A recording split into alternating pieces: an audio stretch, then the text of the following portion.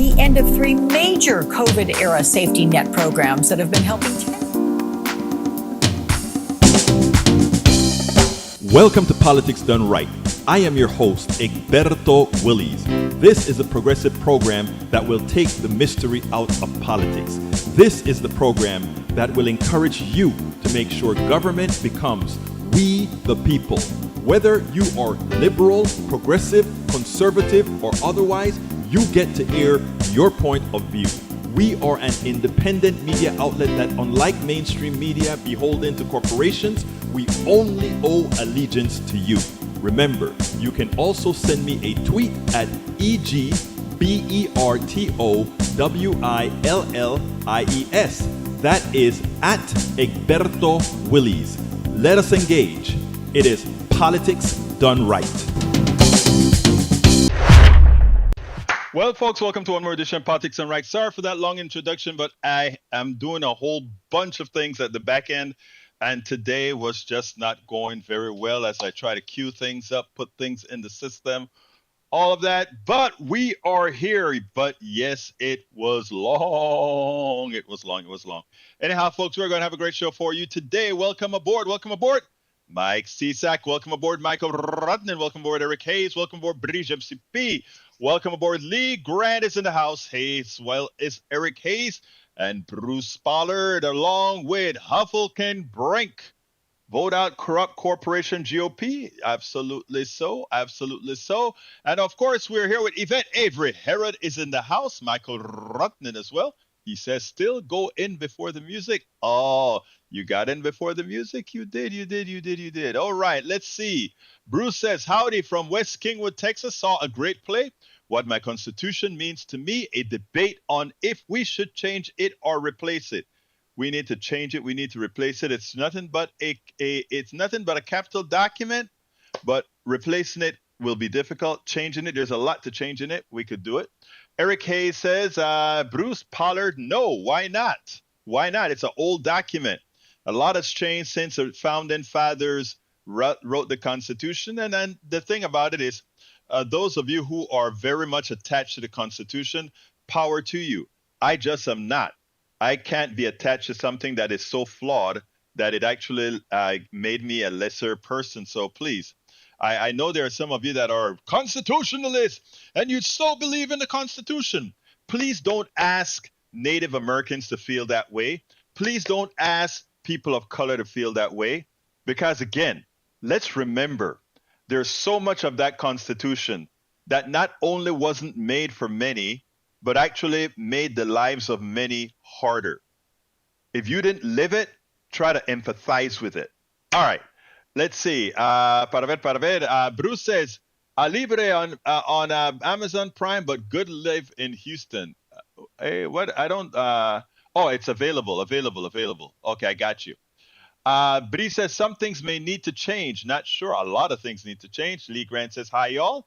Long intro. Yes, I addressed that, my dear Breach. Let's see what else we got here. Here's a local problem from the cartels and drug environment. Damage from fecal matter pollution in our drinking water. Will you discuss this issue? Doesn't matter what side of disaster. Lake Houston is getting polluted. I wonder why Lake Houston is getting polluted. Because we don't like regulations. So, it's funny. It's funny that, that I'm with you, Eric. I believe that we have issues with a lot of, you know what? I'm going to take this up. I'm going to take the bait on this one because it's important. I am going to take the bait on this one because it is very important. Americans, listen, he got me to make a little change to the subject that I think it's important because for all the podcasts, the listeners to the podcast, I want you to know this. People are complaining now, right? There is a colony. It's a colonia, not colony, but it's a colonial area in my part, it's close to where I live. It's very poor. It's very ethnic. A lot of people from around the world, when they station in this expensive city, they go there because it's cheap. It's a big, big plot of land. And apparently, I haven't read this piece from Eric in detail here, but apparently there's erosion in the ditches and all that kind of stuff, right? And he says there's drug cartel activity in this colonia, in this area where there are a lot of people concentrated on, right? But a lot of stuff stays over there, right? But guess what? There are runoffs, apparently, from the article. Maybe a little bit of sewage is getting into Lake Houston. Really won't affect our water supply as E. coli and all of that is very much handled by chlorine and all the other filtering that we do with our water system, right? So Eric wants to really take on the colonias now. He wants government regulation to take all this stuff on, and I'm with him. We need to have government regulation that makes sure that sewage coming from these places don't get into Lake Houston. Let's regulate that. That should be done.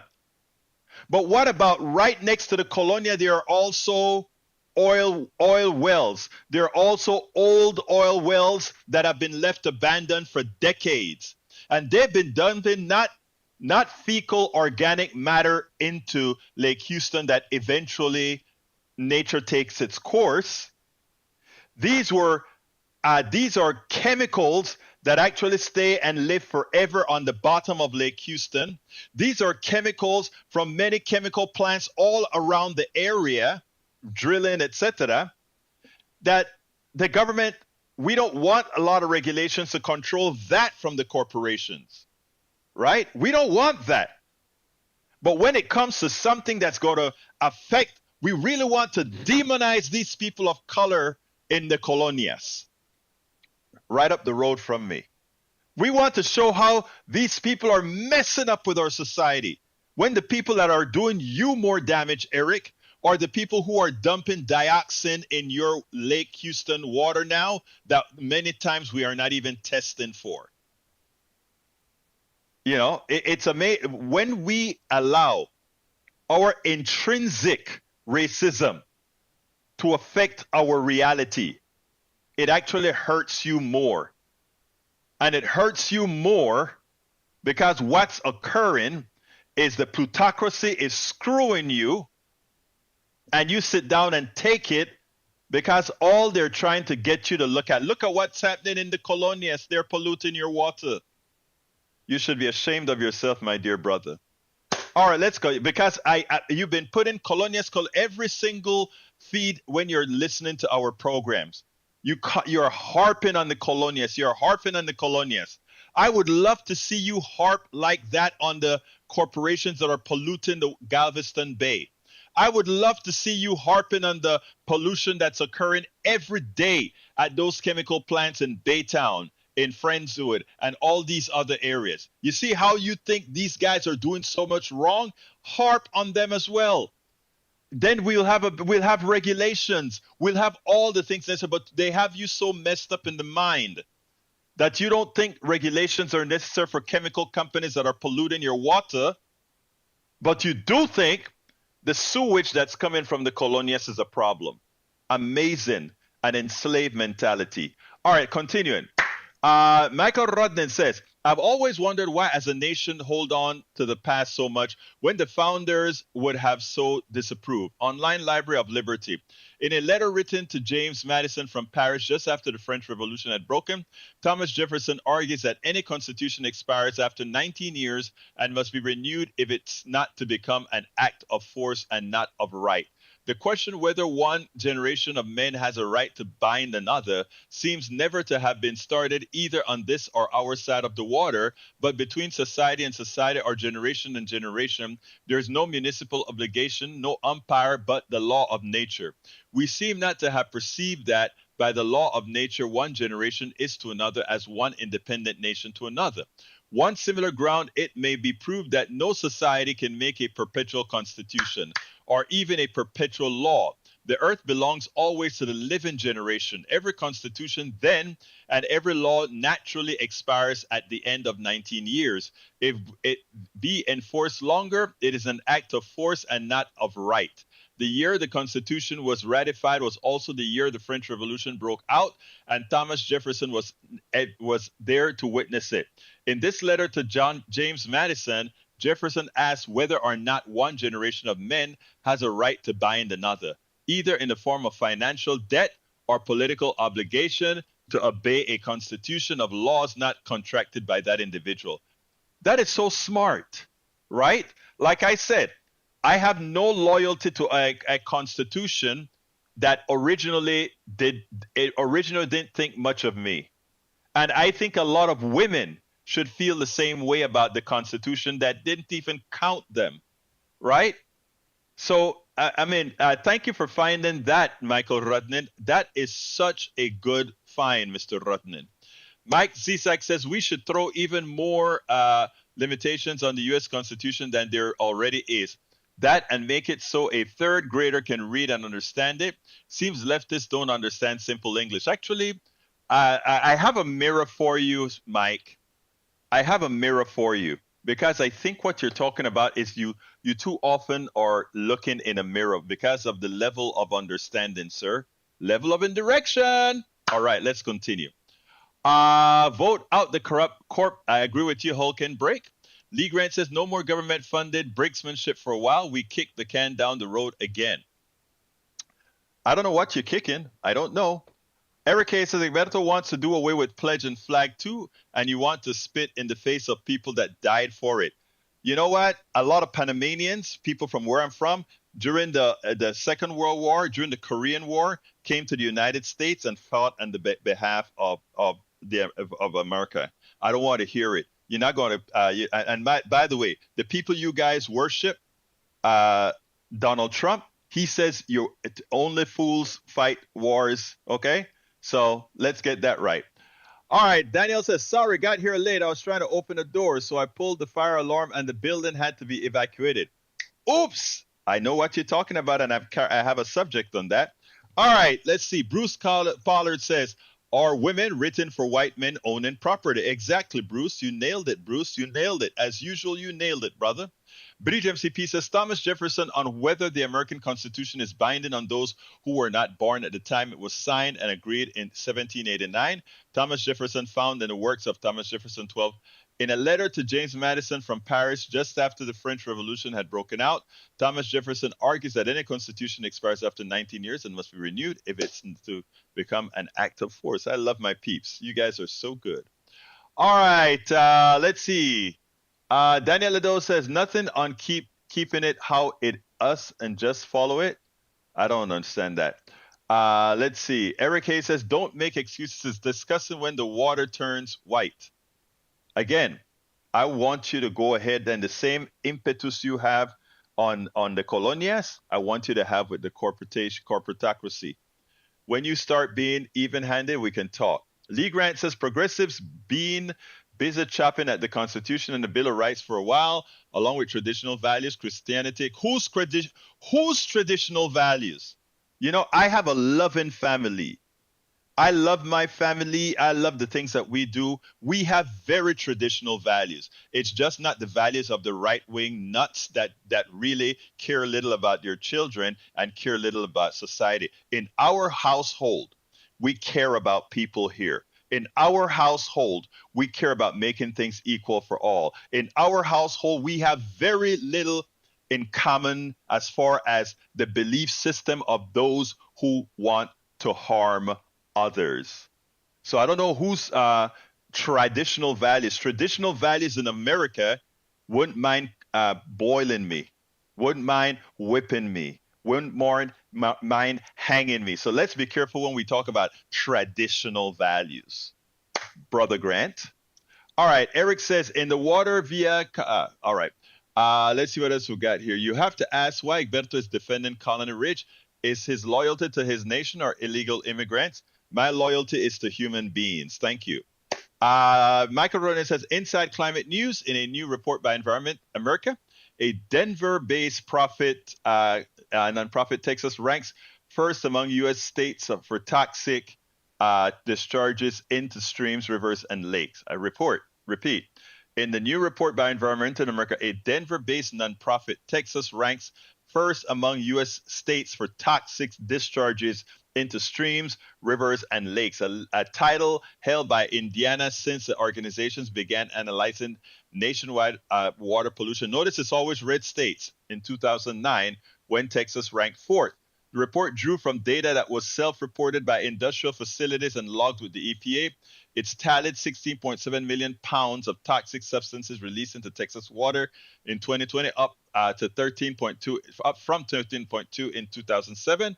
Luke Metzger, director of Environment Texas, the local affiliate of Environment America, said Texas has a pretty lax regulatory environment where it's very easy to permit new pollutant facilities and very difficult to get fined for violations. They know they'll likely get away with it. So again, Eric, I repeat, as you worry about a little bit of feces coming in from the colonias into Lake Houston, think about all the corporations that are polluting with dioxins and other heavy metals and chemicals into our waterways.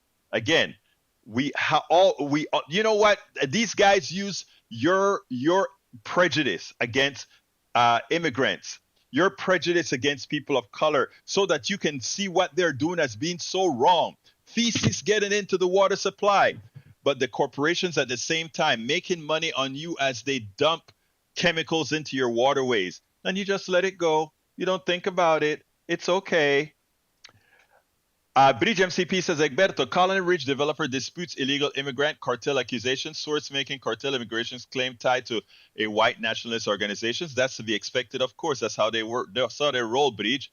A Daily Wire article came out earlier this month citing Republicans fear the Colony Ridge development hundreds of miles from the U.S.-Mexico border was selling affordable land to immigrants and cartel workers, but the accusations seem entirely unfounded. One agency lies at the center of the right-wing rhetoric plaguing the seemingly typical development. The only thing setting the community apart is perhaps its scale, which with 6 neighborhoods sprawling across hundreds of acres in what was once a small bedroom community outside of Houston. Yeah, it's a small town near the banks of Lake Houston. That's what really gets it. You know, like I said, it's always easy to rile up a particular group of people when it comes. You just put brown people or black people in a place, you create a lie, and then they'll run with it, right? Because it knocks on their inner prejudice. That's what happens. That's how they allow them to screw themselves, right? Like I said, the corporations like the oil companies and the chemical companies are dumping crap all over and don't want regulations. And these are the same people defending those guys. No regulation, no regulation. Now we got a few canals dumping a few bit of organic material into the lake, and it's the end of the world. I got it. We understand you quite well. Melanie Keelan from Barcelona, Spain. Welcome aboard. Welcome aboard, our beautiful Melanie Keelan. Let's see what else we got here. Para ver. There is nothing bigger than beating down a person's complacency about prejudice. Thanks, Egberto, for doing that every day. We must do that. E2247, I'm ashamed of myself for having and living my own prejudices. Being in PDR Posse each day really helps me quench that hateful fire I have in me. Thank you, my brother. I'm a scientist, so I must rely on science. There's no such thing as distinct Jewish or black or Hispanic or Italian, Arabic, or illegals race. Exactly. But, you know, it's so hard for people to look at the things that don't matter as somehow identifying someone. You nailed it. There's not even any of these types. There's just Homo sapiens and some chickens, I guess. So that leads me to these two considerations. Egberto kicked the can down the road, either talking about 45-day delay until the government shut down again, or he's talking about this Mission Democracy PAC anti-fascism ad. What is that about? Oops, I can't play that. Can't play that yet. I got to listen to it first. What does white supremacy in American Christianity mean? Network lobby. Thank you for that. And just politics, it may be nationalism, but you'll want to call it Christian. Amazing. All right, continuing. Eric Hayes says, even-handedly, any pollution should be dealt with. Well, I've never heard you come on this air when Channel 13 or anybody with your limited coverage talk about what the corporations are dumping into the water, or after a fire, what they've allowed to enter. I have not yet heard. 48,000 gallons is not a lot compared to the size of Lake Houston. All right, I've never heard you make a mention of any of that, Eric Hayes, about any chemical company doing something wrong. Daniel Ledo, okay, question answered. He just stated that he has no loyalty to the Constitution of the United States, but he seems to not have a problem enjoying the rights it protects. Egberto is ungrateful and slanderous if a country why that took him in. First of all, America didn't take me in. I came to America as a legal immigrant, just like Americans go other places as legal immigrant. You don't have the right to take me in. All right? I follow the laws of a particular land. You don't have the right to take me in. Let's get that clear. In other words, I'm not subservient to you in any form, Mr. Ledo, at all. At all. Egberto should be deported for lying under oath. No, you should be deported for not being the proper type of American. What we say about that? Let's go ahead and talk to some natives and tell them to deport you for going against many of the treaties that supposedly the United States of America filed. So you see, you don't have any power over any immigrant. Anybody who gets to America and lands on America, I say get to stay in America. If they were ingenious enough to get here, just like the Pilgrims did, and anybody else who did that stayed here, anybody who gets a chance to get around immigration and stay here, and I repeat this, I want to control our borders, but if you're smart enough to get around our controls, that means you're smart enough to be an American. All right? I know a lot of you won't agree with me, but I am tired of people that are descendants of those who pilfered to run this country somehow want to demean those who are coming over the border right now. This country was gotten on genocide, and you're going to have the nerve to try to demean these people that are coming over here just for a job. Most of them are going right back with some money back home, but they just want a job. And you're going to demean them. They didn't come over here and pilfer people. When my brother Lee Grant talks about values, traditional values, they're trying to change that. Remember, people came to this country in different forms. The Europeans came here and pilfered to get it. They killed, they genocide, they enslaved. Those are the things. There's that traditional values. The people that are coming over the border right now, they're simply coming saying, I need to work. I want to work. And you guys have work. To all my immigrants that are listening right now, every immigrant that's listening right now, lift your head up high. Do not allow anybody to make you feel less than. Many of you that are coming over here, it's because of our policies in Latin America. It's because of our policies in Central America that many Americans in here have not been made aware of. And they are too unaware, are too lazy to go ahead and investigate. Why is there a flood of people coming through the jungles of Darien in Panama to come to the United States? The country that has much of Venezuela in the state that it is right now. But you know, we don't teach history. We don't want people to get critical thinking. So you don't know what happened with Carlos Andrés Pérez when he was president of Venezuela, the last quasi-democratic socialist president of Venezuela. You don't hear these stories. You just hear what the right wing wants to tell you and you act on shallowness. Brothers and sisters, let's learn. That's what we're here for. All right. Let's continue.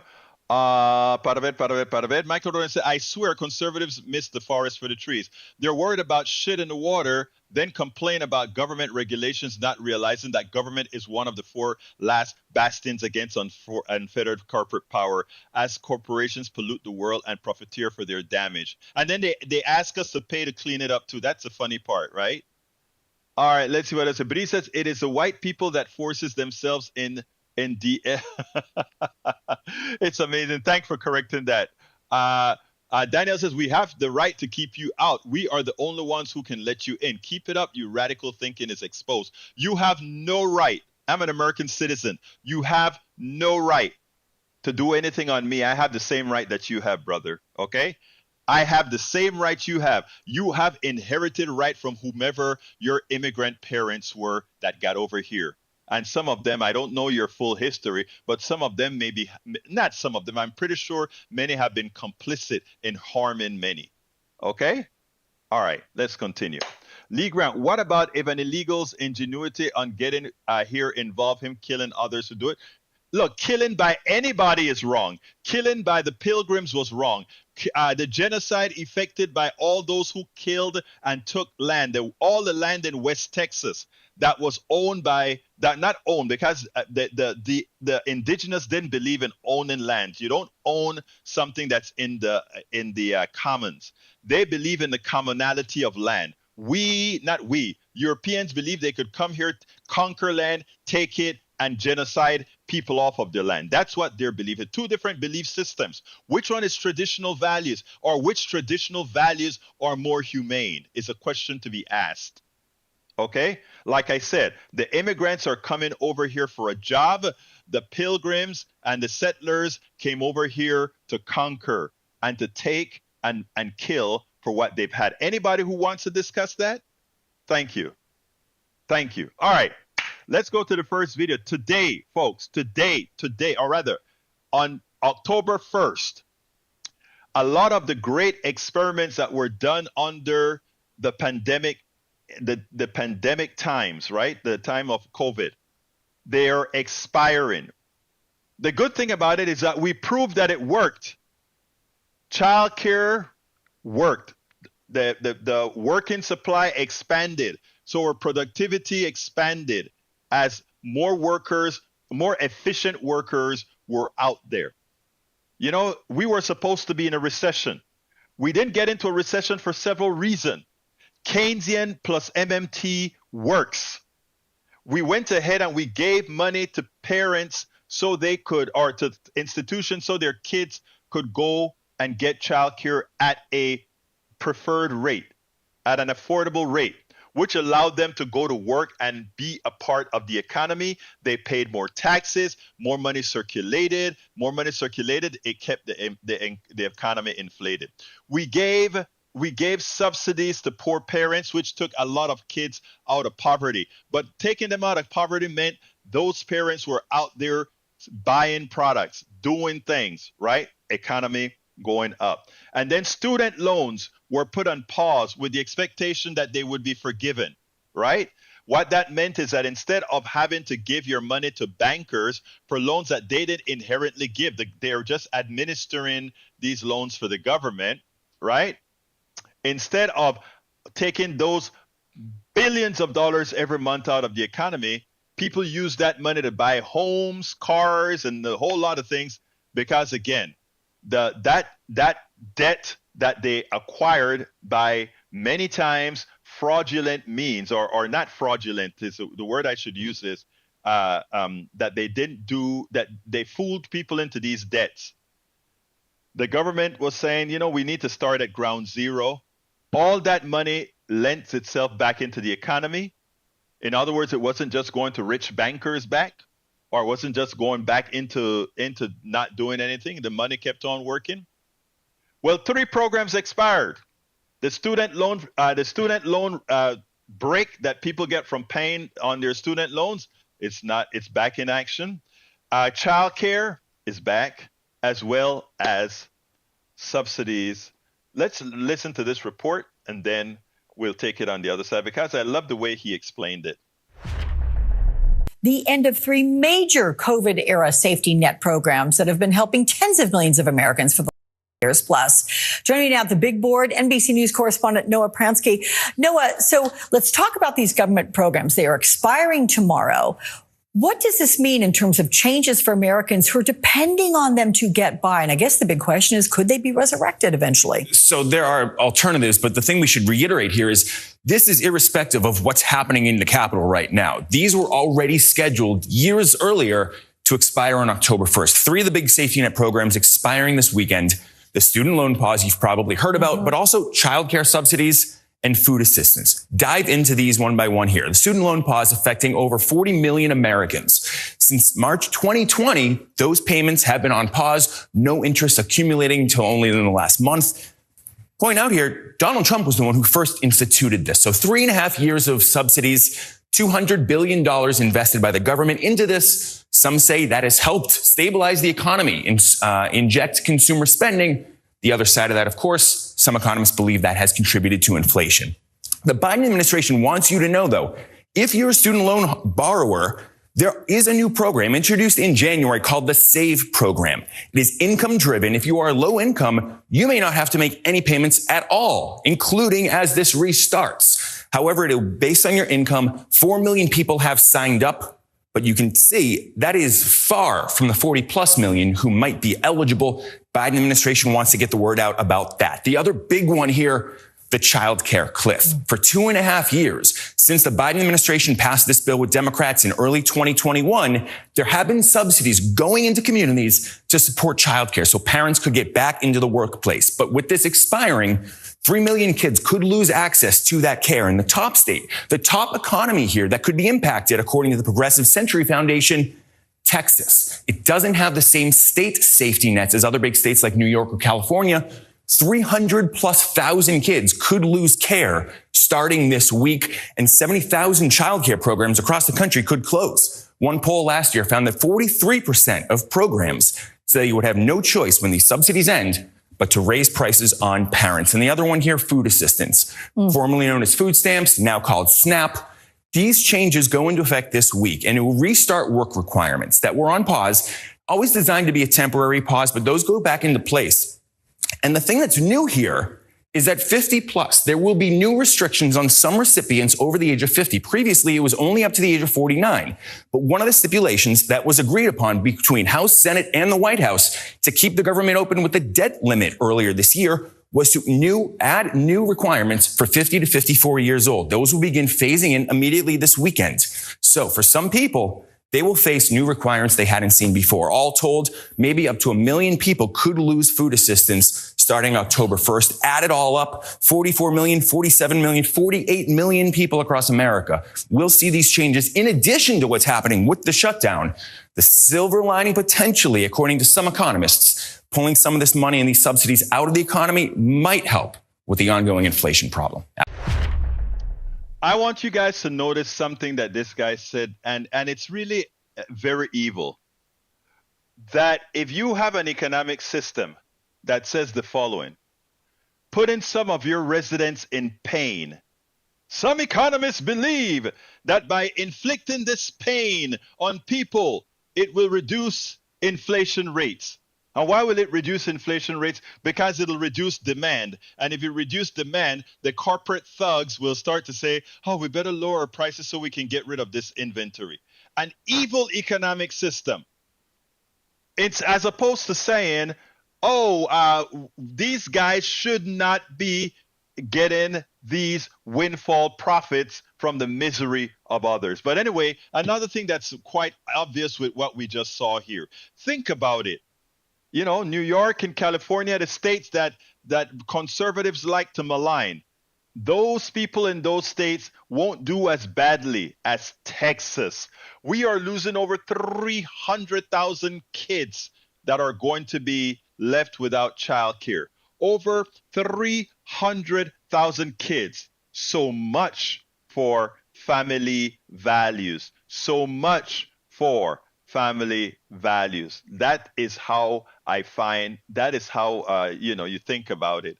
Anyway, let's see. Bree says, no, silly, I'm okay with any of it. Dumb question, but just think it's, I don't see, okay, I didn't follow that particular thing. Let's see.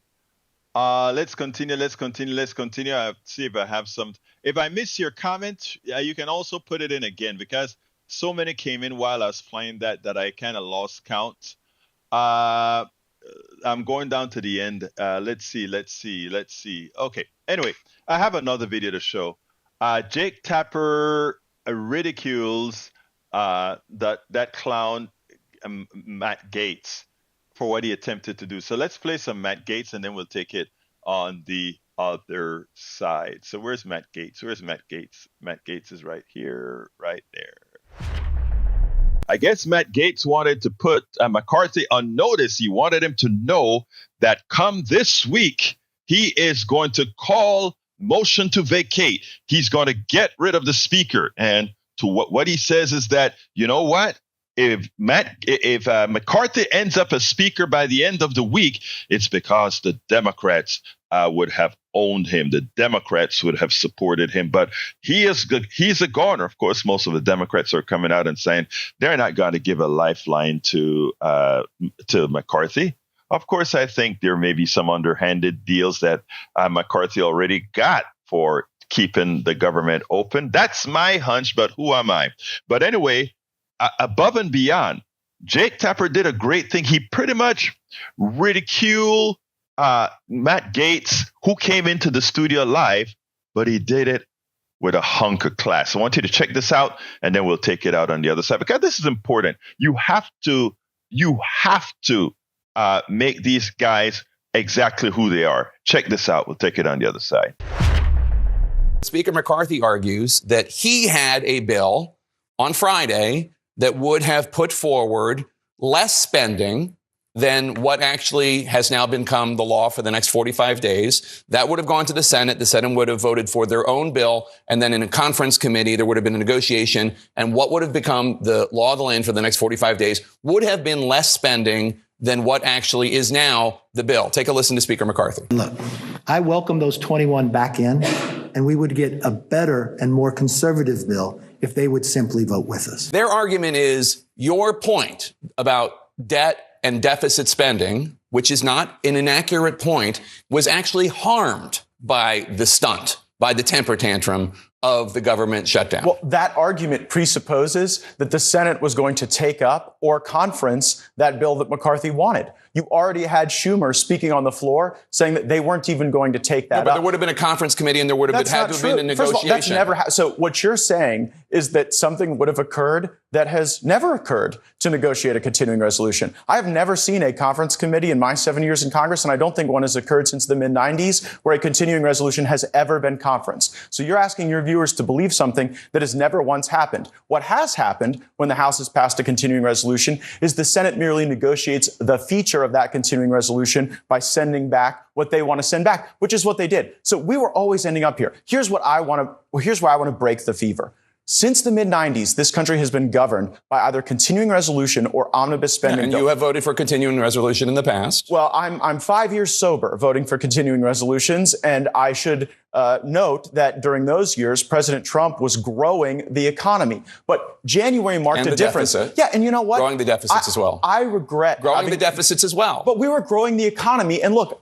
You're talking about the national debt. You were growing. What did he add? $7 trillion, $8 trillion to the national debt? I did not stand with Donald Trump on all of his spending priorities. I voted against way more than I voted for. My point is, I don't know what this shutdown did to help the cause. What shutdown? The shutdown that almost happened. Okay, so there wasn't a shutdown. So the threat of shutdown that you created. We have to break the fever. We have to move to single subject spending bills. You broke a fever? No, we didn't, unfortunately. That's why we have to now move to vacate, because we have to get a system where the House and Senate will negotiate over each of these agencies of government independently. And I understand that in divided government, that means that you have to take into account the views of Senate Democrats, the views of the White House. But what I want to do? You understand that? Of course. Because you're on the floor of the House talking about what Kevin McCarthy needs to do is to allow line item vetoes by people like you. That's not true. Line item votes against the salaries of people who are investigating Donald Trump, the salaries of individuals who are offering sweetheart deals to Hunter Biden. That, to me, is not the language of somebody who understands the balance of power in House and the Senate and how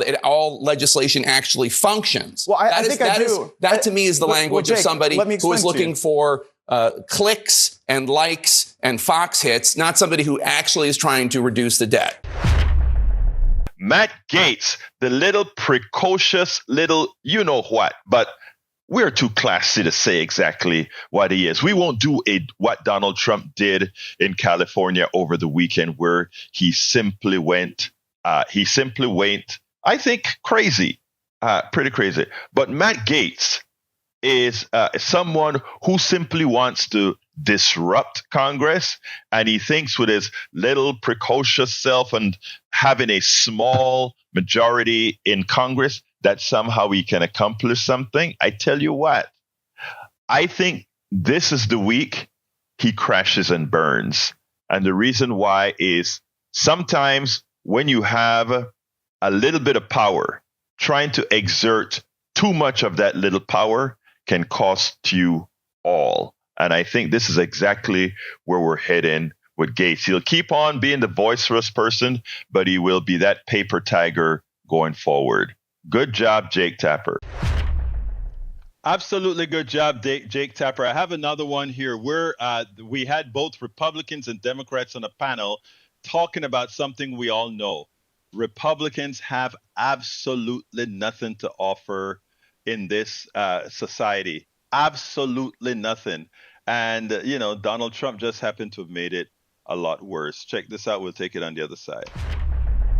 Jake Tapper had an interesting panel on today in which he discussed what the Republicans have to offer. One of the panelists said he cannot figure out what Republicans want to do to move society forward, to move Americans forward. And the Republican panelists on as well just about echoed the same.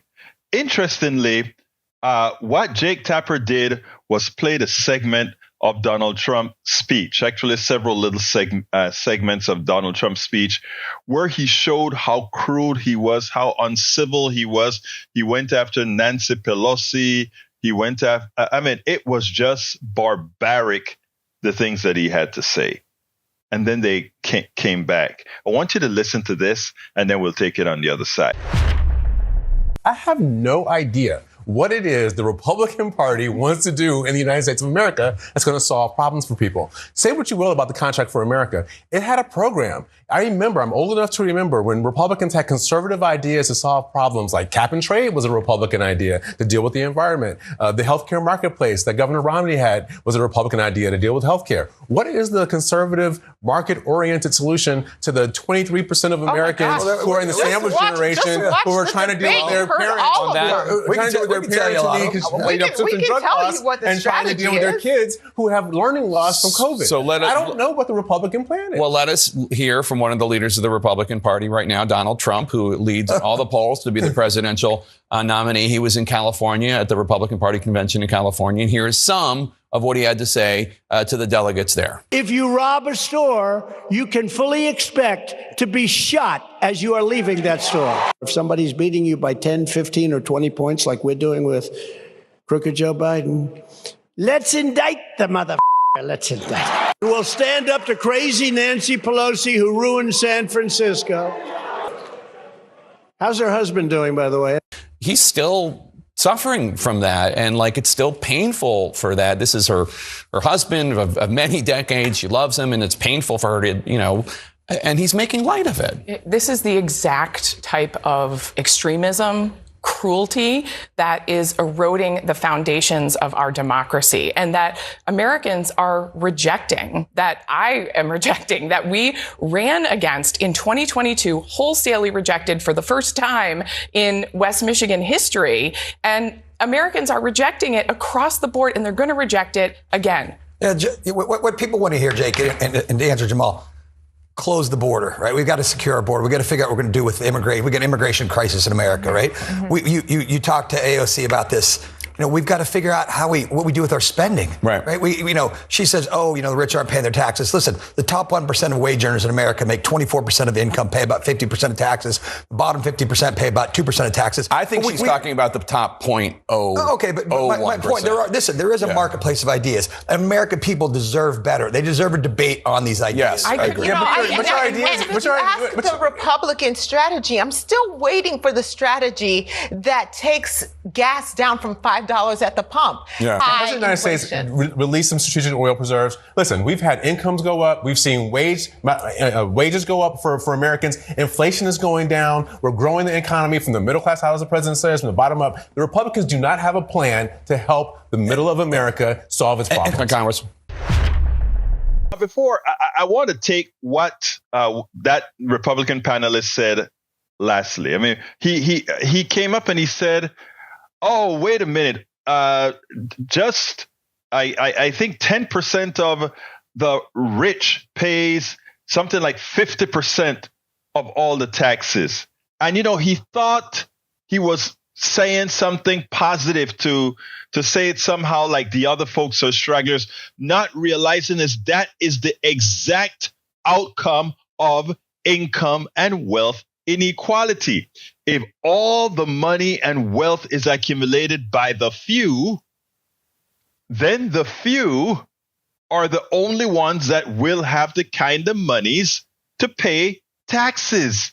And that's where what we have. They accumulate all of the money and they want to pay less taxes on all the money they have acquired from the rest of us, that they have pilfered from the rest of us.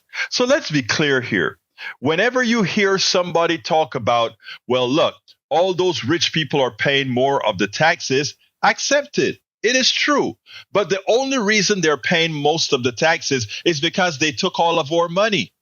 And you pay taxes as a percentage of the money, and that they are paying that much of the of their wealth into our coffers shouldn't be something these Republicans should want you to hear, because any thinking person realizes immediately if they're paying most of the taxes is because they have all the money. So I just want to get that out of the way. But what the Democratic panelists had to say afterwards was important, where he talks about, well, yeah, it's true, but inflation is coming down, wages are going up, etc.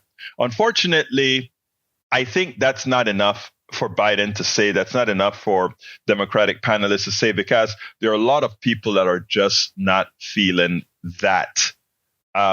Median and averages doesn't help half the people. So let's be clear, half or more of the people don't get help when we look at things from the median standpoint or from the average standpoint. That's a mathematical thing. So anyhow, it is important that this message be honed in on.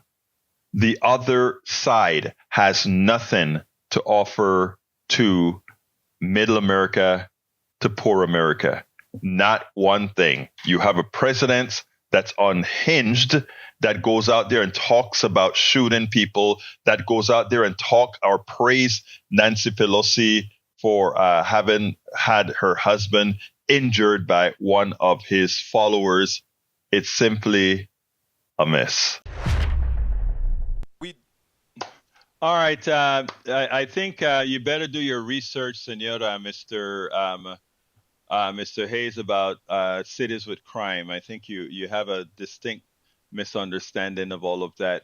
Anyhow, folks, I have one more piece that I need to play for you. AOC came to the defense of Jamal Bowman, who pulled the fire alarm. He said he pulled it because the door was closed, and he hoped that by pulling an alarm, I guess the automatic systems would open the door and he'll be able to get out. That's his story. And, AOC came on TV, and when asked about it, she defended him to the core, as she should, because the false equivalence that many of the Republicans are trying to do, lock him up, expel him from Congress. You hadn't heard that for when it came to Santos, who's actually a fraudster. You didn't hear that from Donald Trump, who has ripped off just about everybody. So let's go ahead and play that right this minute, and then we'll take it on the other side.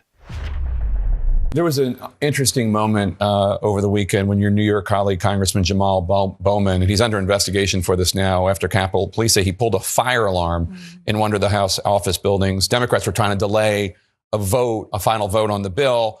There he is pulling the fire alarm. He says it was an accident. He thought pulling the alarm would open a door based on the fact that the doors to his right there were locked. And there was a sign that he said I think someone said it was confusing. I'll be honest, it doesn't really make sense to me, his explanation. Have you talked to him? What's going on there? I mean, listen, I think if you actually do see some of the photos of the signs, I think there's something to be said about the government's about to shut down. There's a vote clock that's going down. The exits that are normally open in that building were suddenly closed.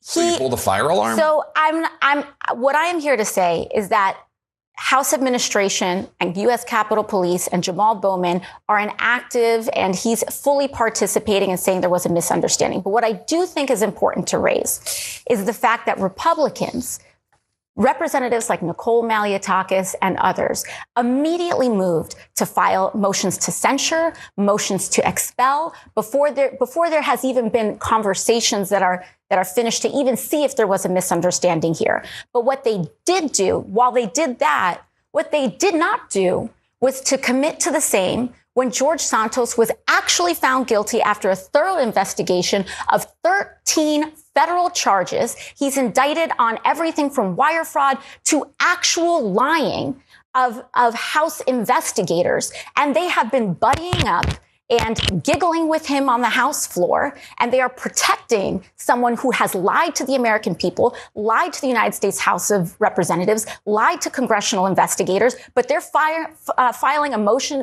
to expel a member who, in a moment of panic, was trying to escape a vestibule. Give me a break. And so the idea that there is somehow any kind of equivalence to someone who is actively trying to clear up a situation that he himself admits he's embarrassed. He released a statement last night. He apologized. And they are protecting someone who has not only committed wire fraud, not only defrauded veterans, not only lied to congressional investigators, but is openly gloating about it, is absolutely humiliating to the Republican caucus. And I think that they should really check their own values. There's another Republican who's been indicted also that they've been defending, but we don't have the time to go into all of those charges, 91 of them. I like the quip at the end from El Señor Tapper. He really said, there's another one with 91 indictments that you're also defending. That is true. Anyway, folks, please continue to support our program. Please go to politicsdoneright.com/support. Again, that is politicsdoneright.com/support to support the program. Politics Done Right. We cannot do this without you. There are many different ways in which you can support on that particular link. Also, please consider becoming a paid member of our newsletter. The newsletter can be found at politicsdoneright.com/newsletter. politicsdoneright.com/newsletter.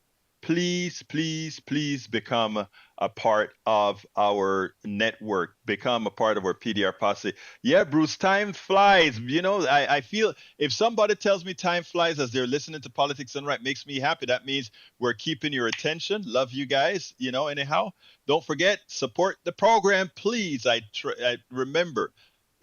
For those of you who complained about this more, at the beginning of the show, where I had a lot to do, so it took us a long time with the intro playing for a while. That's why I need help. So please support the program. politicsdoneright.com/support is how you can find all the different methods of supporting the program, or go to politicsdoneright.com/newsletter, politicsdoneright.com/newsletter to help us really get this thing done. Anyway, I got to get out of here. My name is Egberto Willies. This is Politics Done Right. And you guys know how I end this baby. I am what? Tell me, what am I again? I am right out.